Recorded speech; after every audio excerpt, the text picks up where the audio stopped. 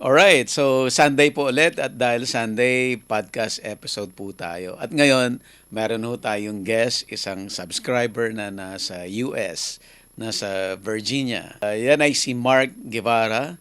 Hello Mark. Hello, hello po. Ayan. At si Mark ay batang-bata pa pala, no? Ilang taong ka lang, Mark? Just turned 32 po this year. 32. Pero matagal ka na sa US? O diyan ka pinanganak? Uh, Hindi po, I was born in sa Subic po, diyan sa Ah, okay. Mm-mm. I was born there. Tapos umalis po ako ng 2006. Kinuha Mm-mm. po ako ni papa ko. Mm. Um, Okay. Dun sila sa Hawaii. Tapos dun po ako ever Ah, since 2006. And then, lumipat ka ng Virginia. Opo, kasi military po.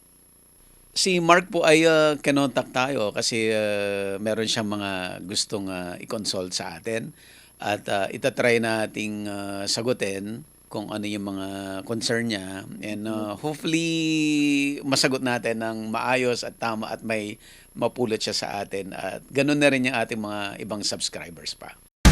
Gusto mo bang matuto ng agribusiness, crops, livestock and poultry, aquaculture, at ma-inspire sa mga success stories? Agribusiness How It Works!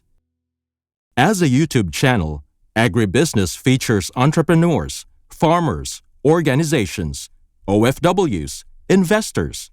However, beyond our usual content and official endorsements, Agribusiness does not engage in other business dealings with them. While our viewers and featured individuals and entities may choose to pursue business deals with each other on their own, we encourage them to be cautious in doing so.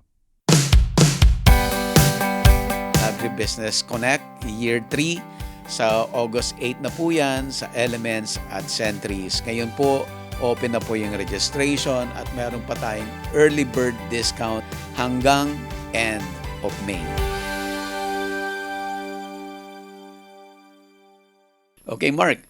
Start tayo. Siguro, bigyan mo muna kami ng counting background.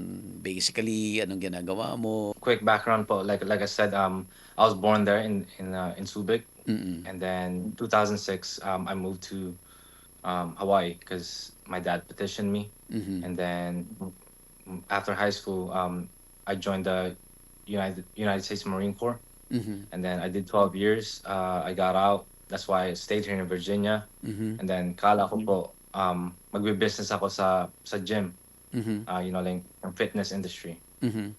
Um, Pero like I decided it's time to visit na sa Philippines. But so for the first time in 18 years na visit ako, Mhm. and I was like, okay, I think it's time to move back here. Kasi binigyan na tayo ni God ng yung resources para para ma makatira diyan sa Philippines. Mhm. And Mhm. then one day lang po nag-scroll lang po ako sa Instagram. Mhm. Tapos I think he's from the UK. Sabi Okay. niya, or he's from America, pero sabi niya he quit his job um so he can start a business in the Philippines. And then nag-ano siya uh broiler chicken, Mhm. mga chicken tapos naging successful siya. Sabi ko, kako din yan, like but ano kung kaya niya, like hindi naman siya Filipino, Mhm. hindi siya local, Mhm. pero kaya niya, pero so kaya ko din yun, Mhm. yung mga signs ni God na pinapakita niya sa akin. So, and I don't know, I just like farming and agriculture. Like I think naging interest ko siya Mhm. kasi para ba siyang like yung it's in our roots. Mhm. Kasi yung mga Filipino, diba, it's either we're seafarers or farmers Mhm. Mhm. and warriors, diba? Like back in the day, our ancestors yung ginawa nila, and they thrive on that, like since day one. So like, bakit hindi natin gawin? Mhm. Mhm. Pero Mark, ang industry mo sa States, anong work mo diyan ngayon at present time? Fitness po, like Okay. fitness. Mhm. Tapos ayun pa nga po, like na it's correlated nga sa fitness, like na yung mga taga dito, lahat sila mga health conscious. So yung mga pagkain nila, yung mga supplements nila, Mhm. yung mga, nakikita ko like yung mga little things na ganyan like pwede i-ano yung mga products natin sa Philippines pwede i-ano dito sa Dalhin diyan. America, especially dito kasi doon tayo makakaano ng profit, Mhm, mhm, mhm. malaking profit. Dito sa Philippines, saan ka nakatira ngayon? Sa Subic pa rin ang area nyo? Meron po bahay sa Bataan. Okay. Ang may farm ka ba? May farm ba kayo dito sa Philippines? Wala pa po. I'm still looking. I'm searching right now. Pero I'll be back there in August for good na. So that's the timeline. So I'm still like looking online to shop around. Mhm. Saan kayo sa Bataan? Dinalupihan po. Dinalupian. Okay. I'm looking towards like around ano Pampanga or Nueva Ecija especially. Okay. Bakit yun ang kinoconsider mo? Why Pampanga and Nueva Ecija? Why not in Bataan? Hindi ko kasi po I don't know like it's just strategically tinitingnan ko yung lugar like I'm still close to Manila. So Mhm. let's say like I do start my business there and then like like I do need to start Mhm. creating income. Mhm.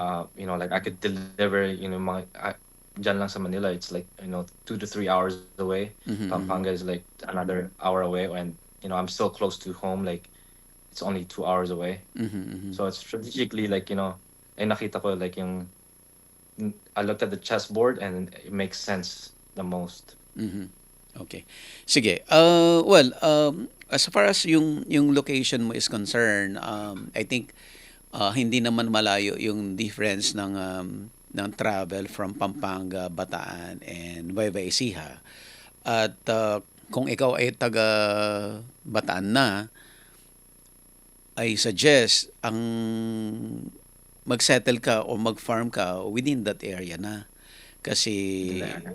ah, doon ka na may relative, kahit papano.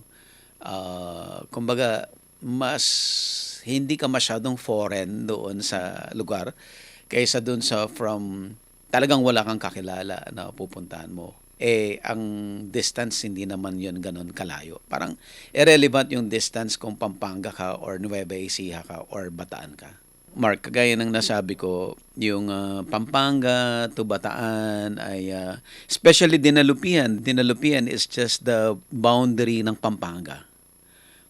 The last town of Pampanga and then Bataan is the first town. So magkadikit lang yan. I don't think may advantage kung magpapampanga ka considering na kung Manila yung market mo. Pag Nueva Ecija, ganun din yung distance. Yeah, ang advantage, pag doon ka sa hometown mo, kahit papaano may magmamalasakit sa'yo. Sige po. Ayan. Okay. I'm very very new to this. Lahat pretty much like lahat ng makukuha ko like I'm pretty much a sponge right now like lahat ng knowledge na ibibigay ng mga tao or like makikita ko ayun gagawin ko talaga kasi try ko concerns ko lang yung first is location pero nasagot mo na po. Mhm. I guess yung mga rules and regulations lang dyan po kasi like let's say with having like a poultry. Yeah, first before tayo pumunta doon, I think mas importante muna discuss natin kung ano ba yung kino-consider mo na na gustong pasukin sa farming. Livestock and poultry ba, crop production ba, aquaculture ba, ano ba yung tinitingnan mo? Gusto ko po sana like mix na like parang lahat ng ganun like merong poultry, merong produce and then merong aqua like Mhm. ganun po yung ganun po yung envision ko like parang self-sustaining siya na like yung yung mga manok, like yung manure nila na pwede mong fertilizer and yung pagkain sa isda, Mhm, mhm. mga ganon din. So, Okay. Ano ba yung tinitignan mo na size ng farm na gusto mong start? siguro like mga 1 to 2 hectares. Hectares. Okay. Pwedeng manageable, pwedeng mahirap. For somebody na baguhan totally at mag-a-acquire ka pa lang ng knowledge, ng skills, medyo a bit challenging yan kasi maraming limitations kasi dito sa Philippines, no? Kung ganun yung plano mo, hindi siya pwedeng yung sabay-sabay gagawin kasi that will be draining. Kasi ang isang venture, isang discipline at Right. may sariling challenge. Okay. At may sariling gastos. Tapos, dahil marami kang gustong gawin, you're spreading yourself too thinly to the point na lahat yan sabay-sabay mangangailangan ng puhunan ng pera. 'Di ba? Opo. So, medyo mahirap yon. Siguro kung yun talaga ang gusto mong gawin, stages siya. Parang, okay, stage 1, o dito ka muna sa, let's say, crop production of specific crops, ganyan. Kasi even crop production, iba-iba rin yun, di ba? Bawat isang crop may sariling cultural management, may sariling challenge yun. So, masyado mong ini-expose yung sarili mo sa maraming masyadong concern. Unless ikaw ay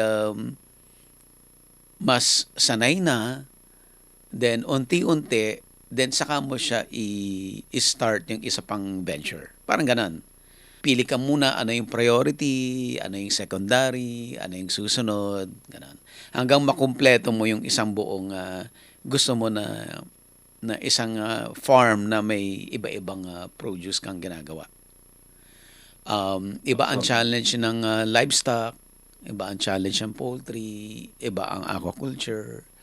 So, mas lalong iba rin yung crops. Yun, ganun siya. So, kailangan mong mag-prioritize muna, alin muna ang uunahin. And then, probably kung itong venture na to ay nakikita mo na may potential at kikita at kahit papano pag may kita makakabawas doon sa gastos and pwede mong makatulong siya para to start up the new venture and then ganon dapat yung gagawin. Kasi po. So kung tatanungin kita ngayon sa lahat, ano yung pinakagusto mong gawin? Yung crops po. Crops. Okay. What particular crops ang tinitingnan mo? So right now is malunggay. Malunggay. Also Okay. known as moringa. Yeah. Kasi may kinalaman doon sa food supplement na pwede mong dalhin sa States. Yes po. Ayun po, yun talaga. Kasi ang dami talaga dito ng yung kasi tinignan ko na yung market, diba? Isang bundle ng malunggay dyan is 10 to 20 pesos. Eh, kahit minsan-minsan like, hindi na nga binibili, hinihingi na lang sa kapitbahay. Hinihingi lang actually. Yes. Yeah. So dito po like yung isang like let's say na 8 ounce, if you turn it into a powder, like let's say pinrocess mo siya and Yeah. turn it into a powder. 8 ounce, $30, which is at this point is in pesos. Yeah. About 2K, 2,000 Yeah. pesos. 'Di ba? And considering na ang bilis lang mag-process. Opo, and Ang- ang dami mo like is it about 45 days, right? Is to harvest the leaves, no? Yeah, Wow. oo. 30 to 45 days you have to harvest. Tapos normally mag-grow siya ng kusa niya. Pwede mong gawing 100% organic. If it's for supplement, I suggest dapat 100% organic, 'di ba? Nitrogen lang naman ang kailangan niya and marami namang organic inputs na nitrogen ng content. So, that's one. And then, pag magpo-process ka kasi, so easy, ilalagay mo lang yan sa covered area. May shade siya pero open, walang dingding. So that yung air mag-circulate. Drying siya sa loob, hindi siya drying direct to the sunlight. Okay, drying siya na, let's say, simple yero. May bubong lang Opo. siya, 'di ba? Ini-imagine mo may bubong lang siya, wala siyang dingding, just the post and then yero na tapos meron ka lang siyang alambre na parang sampayan ng damit Opo.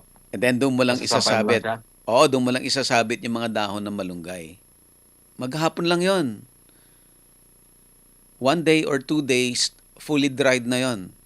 So sa ilalim ng nakasabit na dahon ng malunggay, meron kang net sa baba niya para lahat ng leaves na malalaglag upon drying, hindi malalaglag doon sa floor. And then yun yung ipapowderize mo. I think pag powderize lang yan, blender lang yan eh. Yeah, meron ka na. So ang ano mo diyan, ang investment mo diyan yung gawin mo siyang capsules or yung packaging mo, paano mo siya ipapak, paano mo siya, yun yung mga investments mo. Yes po. Mm-mm. Meron na pong ano, like, nag-try na ng ganyan sa May mga nag-export na. oh, meron na? Yes. Madami na po? May mga ano na, yung I don't know exactly kung gaano sila kalaki, but feeling ko hindi naman ganun kalaki, but siguro a hectare or 2 or 3.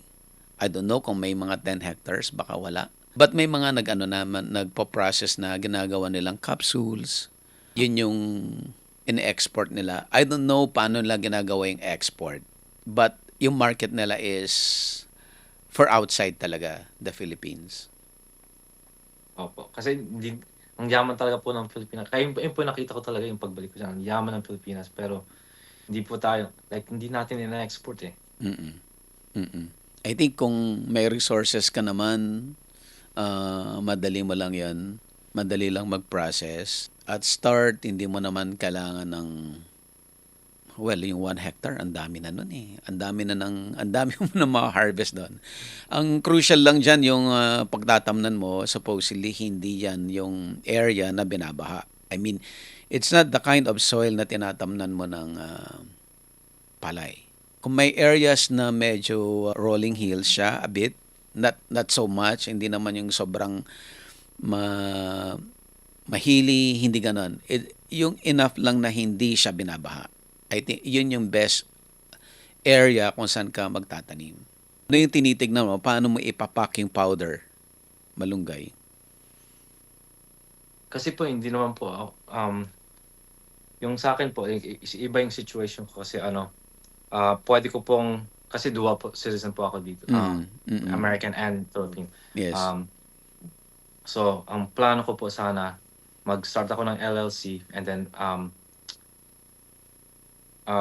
i-fund ko yung pretty much like ng diyan sa so Philippines. I can pretty much start na to buy na yung mga processing machines and all that stuff. Processing dito rin sa Philippines, as dadali mo product na sa States. Opo. Okay. Yeah, but ano yung tinitignan mo na how you're going to sell the product in the form of capsule, in the form of what? Powder po, powder. Powder. Pero ano yung packaging ng powder? Yung lang po, yung container na parang yung supplement container po. So diyan sa States, ang gagawin nila, i-scoop nila yung gagamitin nila, Scoop po, ganon? scoop. Pwede po sa tea, pwede pong ilagay mo sa like kahit saan po. As Pwede powder. pong kahit sa powder po. Timplahin nila sa protein shake nila, sa mga ganun po. Okay. Kasi po trending talaga po dito kasi right now yung sinasabi nila like it's gonna go up yung the need of the market yung sa malunggay. Mhm. tataas lag kasi sikat talaga dito yung mga ano, yung mga ganyan, mga Mm. supplements na ganyan. Mm. Mm. Yung Okay. tawag nila diyan sa malunggay dito ano, miracle tree. Miracle. Yes. Yeah.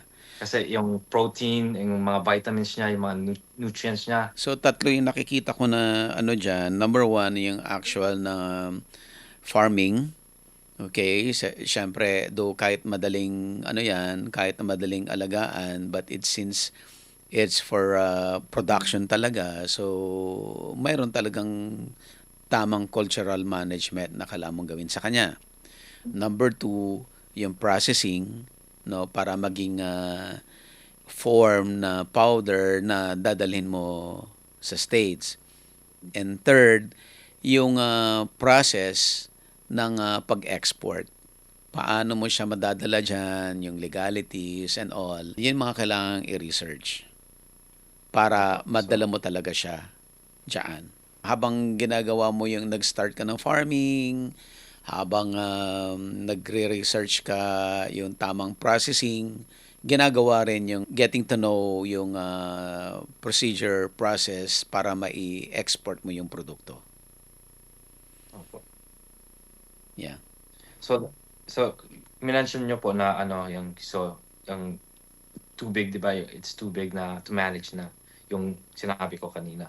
Mm. Ano po yung ideally na ano, na start like for me?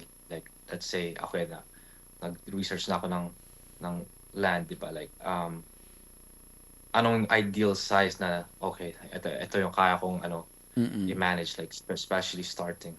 Yeah. Actually, well, ang number one kasi dyan, kung wala kang property, di ba? Wala kang lupa, you have two choice. Bibili ka, which is,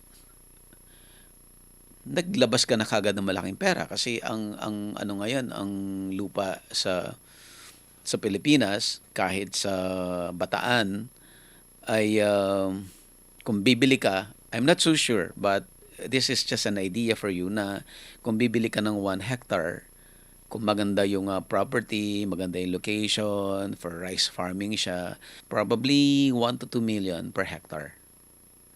To 2 million. Yeah, 1 to 2 million per hectare. Kung bibili ka. Now, pwede ka rin naman mag-rent. Kasi ang malunggay naman ay mabilis mag-grow. So, ibig sabihin, in a few months after planting, meron ka nang na-harvest. So, by the time na natapos yung lease mo, nabawi mo na rin yung investment mo doon sa rentals.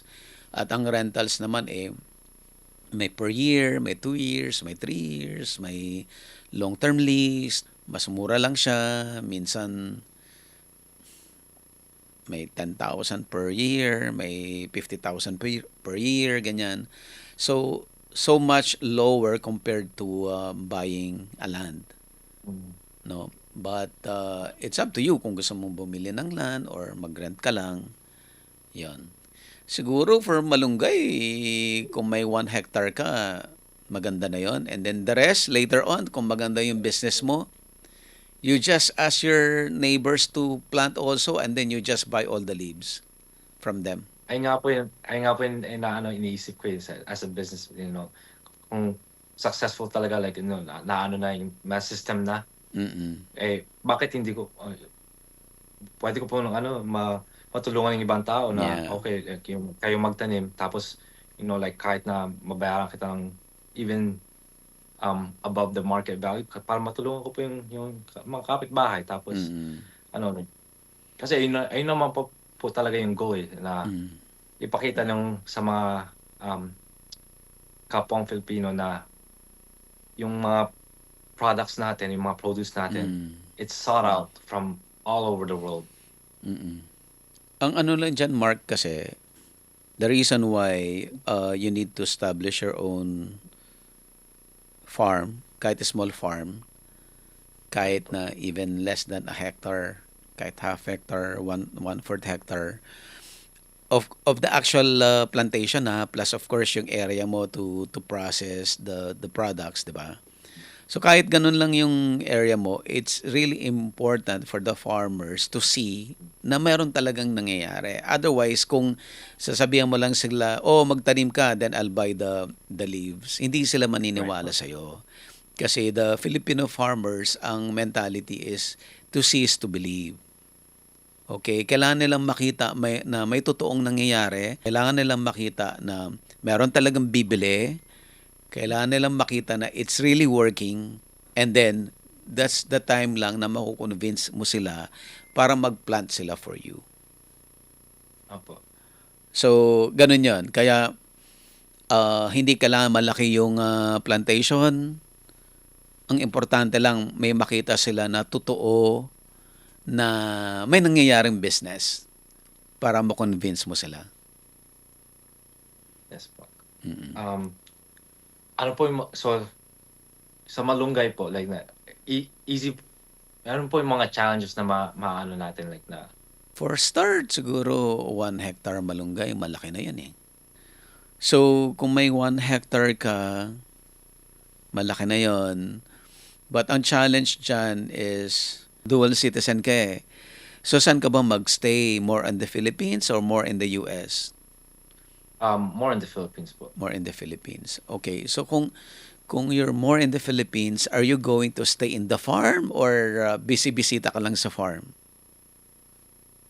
Siguro po yung let's say the first year, kailangan ko like I wanna be hands-on po kasi sabi po 'di ba like to cease to believe Yeah. kung hindi ko po nag-hands-on ako doon, like ako lang yung parang ako lang yung boss doon, hindi naman ako nagtatanim, hindi ako nag-aano doon sa trenches, 'di ba, like I'm not in the trenches na nagtatanim na nag-aayos ng mga farm. Hindi nila makikita, mga farmers, I don't think they would respect that, you know. So, kailangan ko talaga like maging hands-on doon. So, I think that's just my opinion po, like na do as I do, hindi Okay. ko lang sasabihin sa mga tao na go, no. Okay, Mark. Linawin ko lang yung sinabi ko sa iyo kanina na the people must see na there's going on as a business, okay, na may totoong business na nakikita sila. In your case, yes, pwede kang mag-work dun sa farm, pwede kang magtanim, but you don't need to do that necessarily kasi ang kailangan mo kung may farm hand ka, kung may farm worker ka that will work for you, that would be better kasi kung hindi ka naman talaga farmer from the very beginning, baka naman papahirapan mo yung sarili mo, di ba? So, ang kailangan lang dyan ay may farm worker ka. Pag sinabing hands-on, at least andun ko sa farm, managing the farm, deciding what to do in the farm, but not necessarily ikaw yung nagtatanim. Opo, sige po. Okay? Pero gusto ko din po Yeah. I wanna learn din po. Yes, mas maganda. Mas maganda kung ganun. But not necessarily kailangan mo puwersahin yung sarili mo if there are limitations like skills or health, di ba? Yeah. Yun lang yung ibig kong sabihin doon. Kung magpo-put up ka ng farm, importante talaga na andun ka managing it. Kasi kung hindi ikaw yung magmamanage nun at kukuha ka lang ng somebody na to manage it for you, hindi tayo sigurado, hindi tayo. Kasi at the end of the day, walang best na magmamalasakit sa farm kundi yung farm owner. Of course, there are good managers, diba? Hindi naman natin dinidiscredit yan. But, syempre, negosyo yan, startup yan, ay kailangan mo talaga ng more time for that.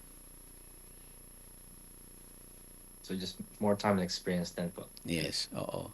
Right. So, yun. Ang challenge yan ay you need to identify what's the best location for the farm. Mention na natin yung requirement, ano yung need ng plant para mabuhay siya.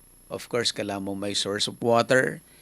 In any farm, if you will start a farm, number one requirement, kailangan may source of water. So, ano ba yun? Magdidrill ba para makakuha ka ng water? Or may source of water doon sa area. So, those are the things na you need to consider in deciding where to establish your farm. And of course, yung doong malunggay, hindi naman yan yung ninanakaw.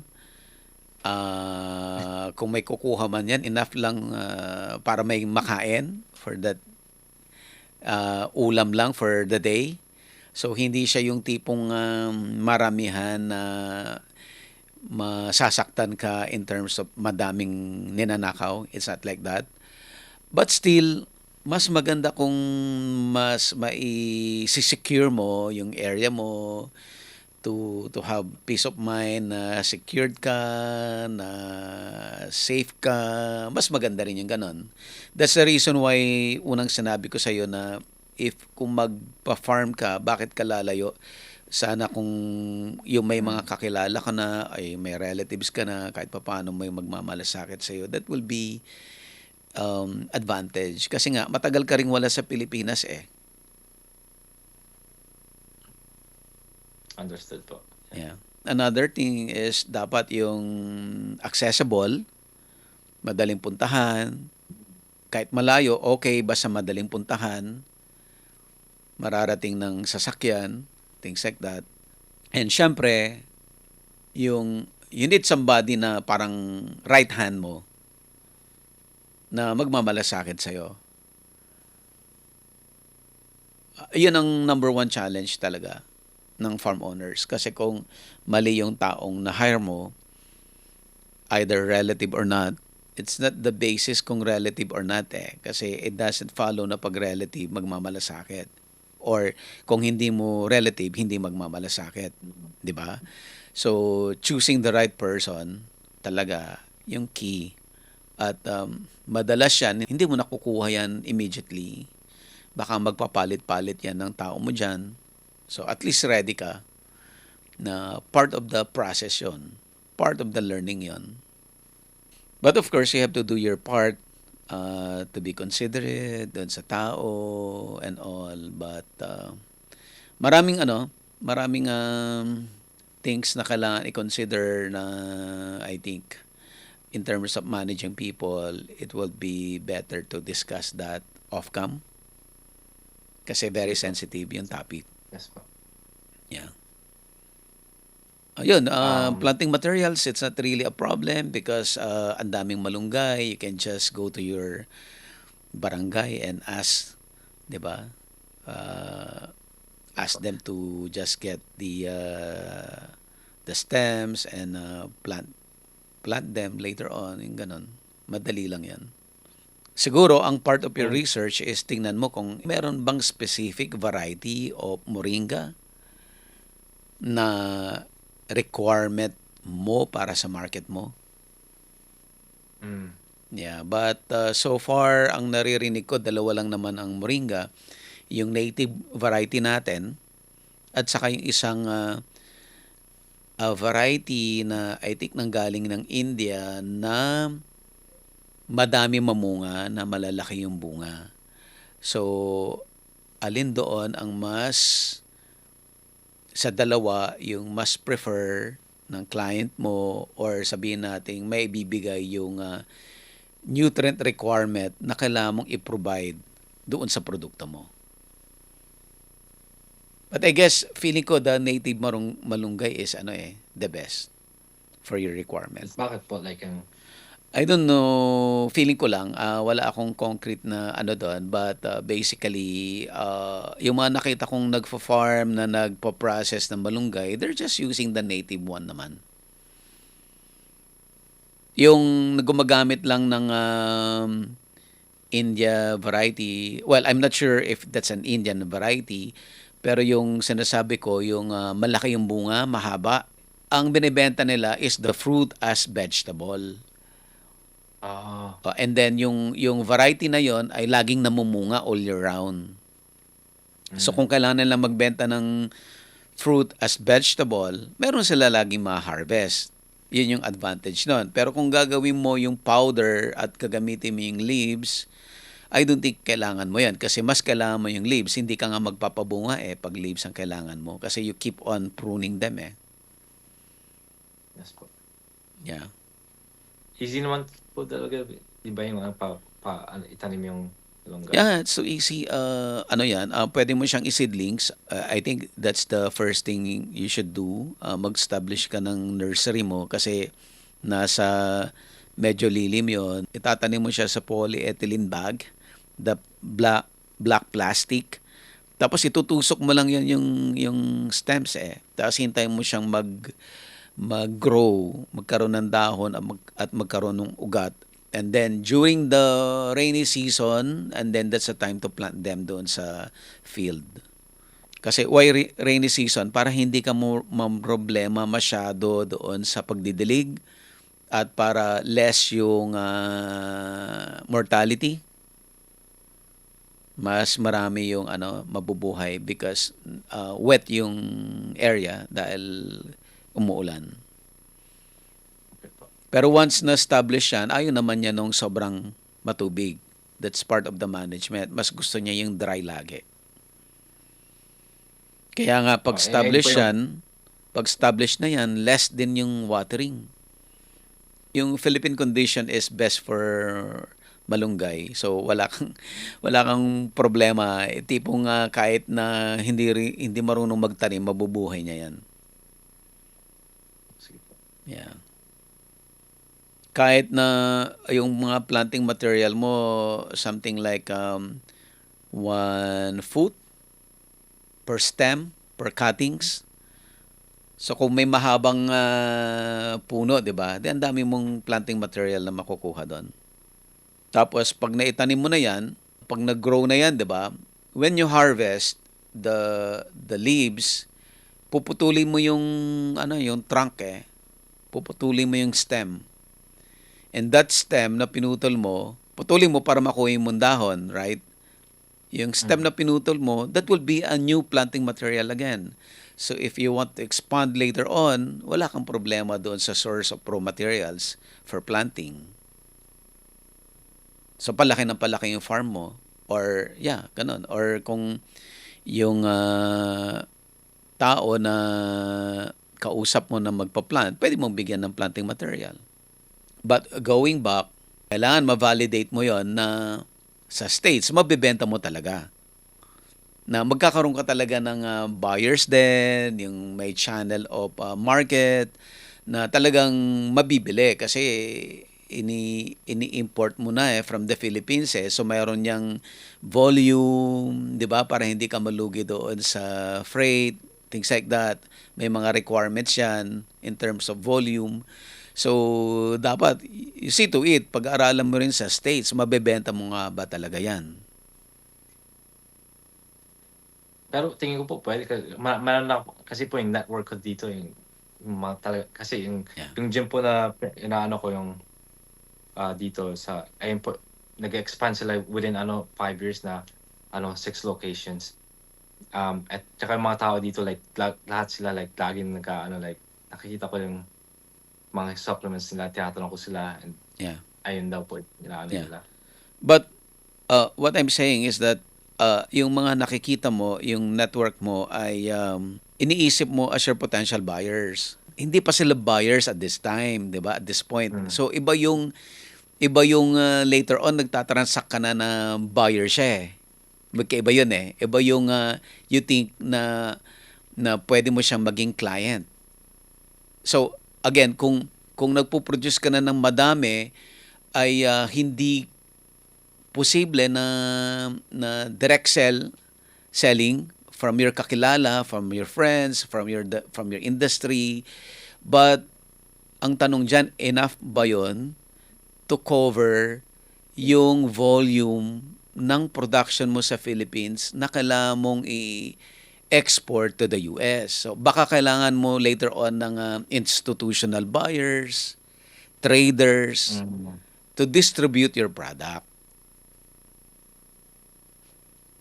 'Di ba? Yes po. Just in case this is your first time to do business, First time po. first time. Yes. Okay, ayun pa, Mark, kailangan mong it's not enough to learn the production process. Kasi madali lang yung production process, madali lang yung magtanim eh. But of course, yung iba-ibang learnings in doing business, crucial din yon. It's not enough na may pera ka. Dapat may skill ka na paano mag-manage ng pera para hindi ka malugi. Dapat may skill ka para ma-multiply mo yung perang meron ka pag nandyan ka na sa business. Things like that. Madami kang kailangan pag-aralan. Especially that baguhang farmer ka, baguhang businessman ka, tapos export siya. Iba yung way sa Philippines, iba rin dun sa States. So, parehas tinitignan mo yan Philippines and dun sa States. Yeah. But, kung desidido ka talaga, mag-gain mo naman lahat ng knowledge na yan. Opo. Plus, like I said po, sponge naman po talaga ako kasi Mm. lahat, kung merong mga, like, mga farmers dyan na meron na silang established na ganyan, like, kung gusto nilang mentor ako, like, lahat ng sasabihin nila sa akin, like, I'm just gonna take it as like, okay, ayun talaga yung tama. Yeah. Yeah. And of course, if you do business, meron siyang tinatawag na learning curve. Minsan, akala mo you're doing good kasi parang paakyat yung sales mo, ganyan, madaming bumibili. Tapos, and all of a sudden, biglang mag-stop yon. Tapos, bubulusok pababa. Okay? Yun yung curve, di ba? Tapos, magfa-flat siya sa baba. Matagal yon. And then, unti-unti, saka siya pick up, pataas ulit. Nangyayari yan sa business. So, dapat ready ka doon. Pag-start mo, akala mo maraming bumibili, akala mo yun na yun. Hindi pa yun. May mga ganong instances, yung iba naman, from the start talaga, gapang talaga kaagad. Tapos, matagal na time bago siya pumick up. Naman yung iba, pick up ka agad, pero akala mo pick up na yan, tapos biglang magda-die down, babagsak siya, and then i-work out mo unti-unti bago ka umakyat ulit.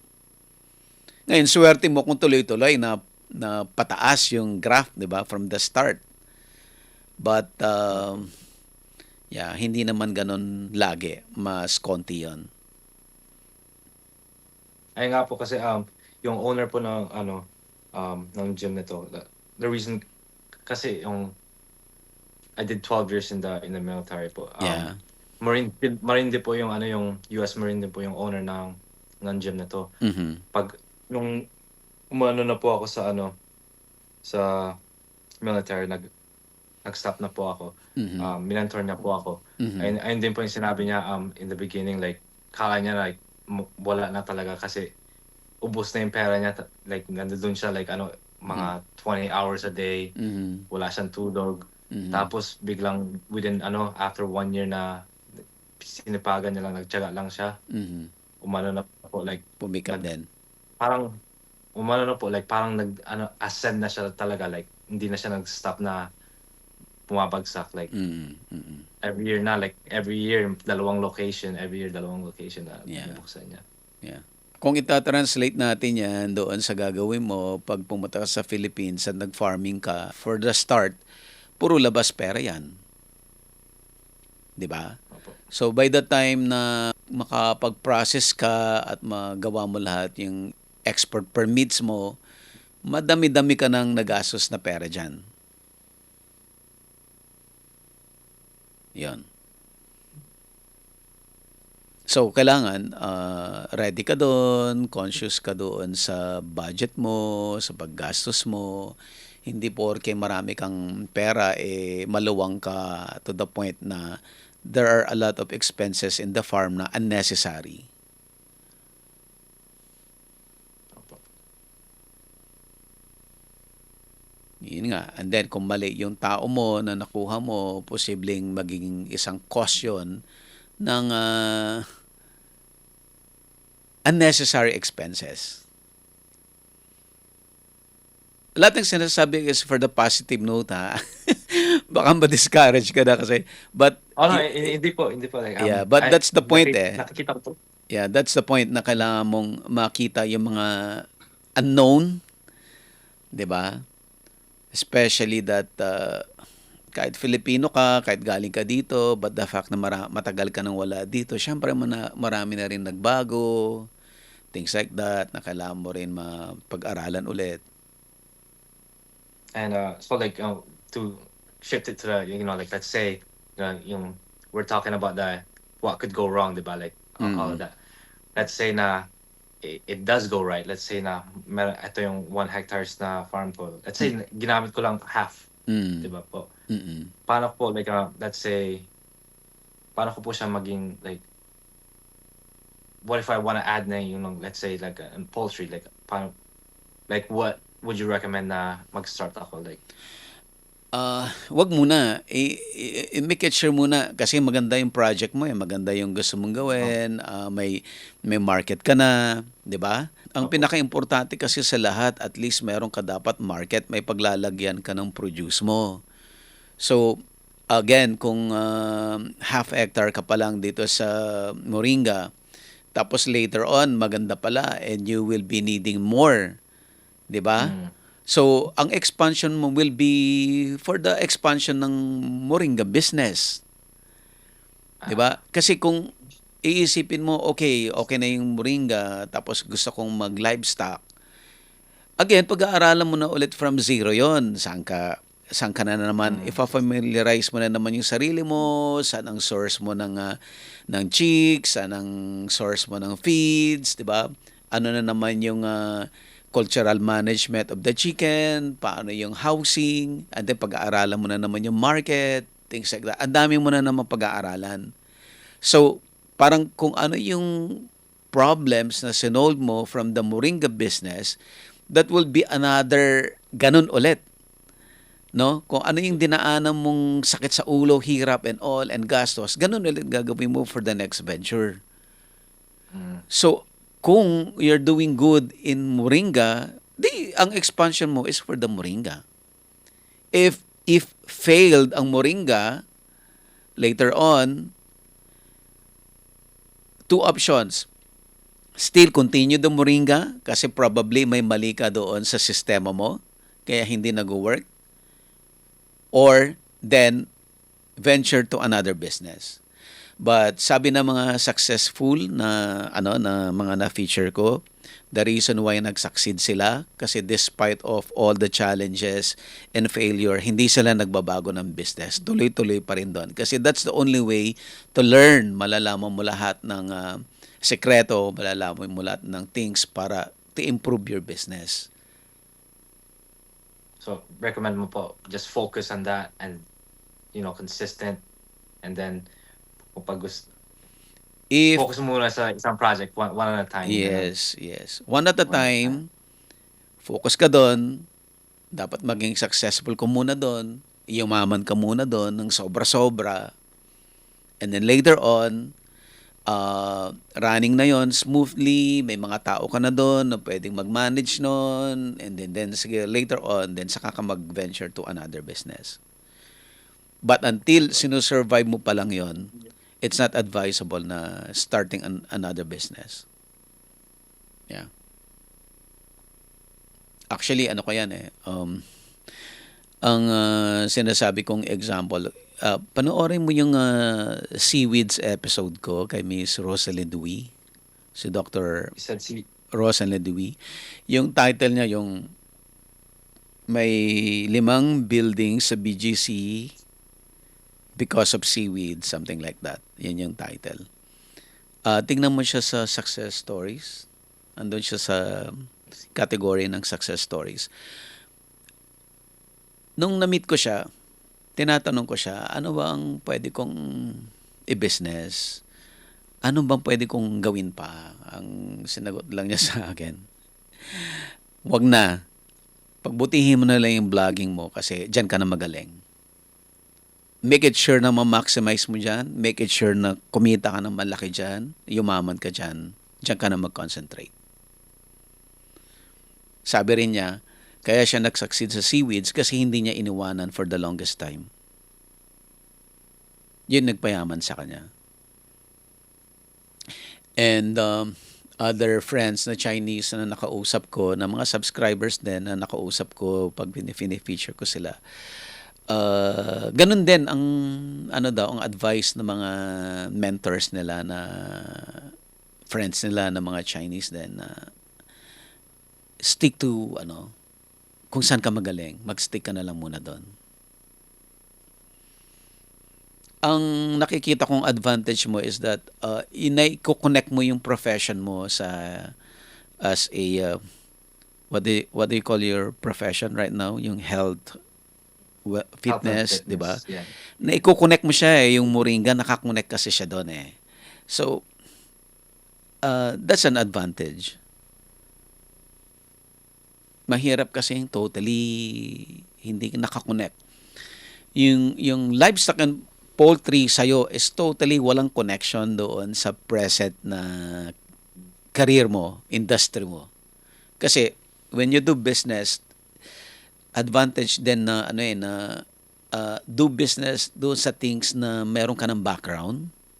Kasi shortcut, mas konti yung pag-aaralan mo, may connection ka, may possible kang magawang market, mas mabilis mong maintindihan, things like that. 'Di ba? Versus doon sa isang industry na totally foreign sa'yo, mas mahirap. Nakakatulong ba, Mark, yung mga sinasabi ko sa'yo right now? Absolutely po. Like, I mean, like I said po, like like I'm a sponge right now. Like lahat ng sinasabi mo, like ayun ang tama na gagawin. So, from there, like I'm gonna use this, sa baseline ko na, like from when I start, and then from there, like like you said, it's like, sa time lang talaga, time and experience mo na malalaman mo yung, like, alright, what system works for you, Mm. and like, how can you adjust it, and dun lang talaga para, At pag-isipan mo rin, sa Philippines ba best itanim yung moringa for your case? Baka may area sa States sa pwede kang magtanim ng moringa. Or sa Hawaii. Di ba galing ka ng Hawaii, right? opo, dun po kasi dun po talaga kami, from there, yung family ko po, yung si lola ko po, Yeah. yung papa ko po, nandun po sa Hawaii. Oh, ang daming nagtatanim ng moringa sa Hawaii. Ayun nga lang po yung expensive ng land dun. Yeah. At saka labor. Ayun po yung Yeah. labor po. Yeah. So, yung plus like tingin ko po gusto ko lang po talaga like yung goal ko na yes, it's a business, pero ma-inspire yung mga Filipinos po, like like like mayaman talaga yung Philippines. We just need to know how to Yeah. find a way to turn these natural produce that we have, Yeah. and then like na import natin or export natin sa ibang bansa. Yeah. Kasi like for example, yung ang dami dito po ang famous ng ube. Lahat Mm. drinks ube, Mm. ube pancakes, ube this, ube that. Mm. Ayun po yung ano natin, like, that's from native sa Philippines yan. Mm. So bakit nakita even did my research on it, like Mm. hindi tayo yung number one exporter ng ube. Yeah. I think it's Vietnam. Yeah. Vietnam po. Yeah. Yung Japan, di ba, sila yung staple nila, matcha. That's what they're known for. Bakit hindi tayong known for ube? Mm. I mean, we're known for it, but like it's not like how Japan is matcha. Yeah. Yeah. So like maybe like like one day like na hopefully na one day like yung mga farmers dyan like ito mayaman pala tayo, like kailangan lang talaga natin na ma-export to or yeah. It's a good thing kung magagawa mo yan. At least may maraming farmers na matutulungan ka. Inspired din yung mga other OFWs, especially because Yeah. yung mga OFWs, they're the one that has the resources na, Yeah. and they even have the knowledge, especially over here na, like, and take it over there and invest back in the country. May additional concern ka pa, Mark? I think like mga additional concerns, like I think that's gonna come through trials at that point. Yeah. And sinabi mo naman po, it's mabubuhay naman yung mga ano dito, like kailangan mo lang talaga i-manage, pero it's not, hindi ka naman there like, like hindi mo, you don't need to be there like, 24/7. You don't need to be Yeah. there like 18 hours a day. Yes. It's, you just need to find a system, and then, like, and adjust from there on. So Yeah. I think yung concern ko, like, just not having the experience, pero Mm. it's, yun lang po, it's gonna happen. Yeah. Sa akin naman, you can always ask questions anytime through Messenger. Will reply to you naman para pag may mga other concerns, you can always talk to me. I hope na nakatulong, yeah, at na-process somehow.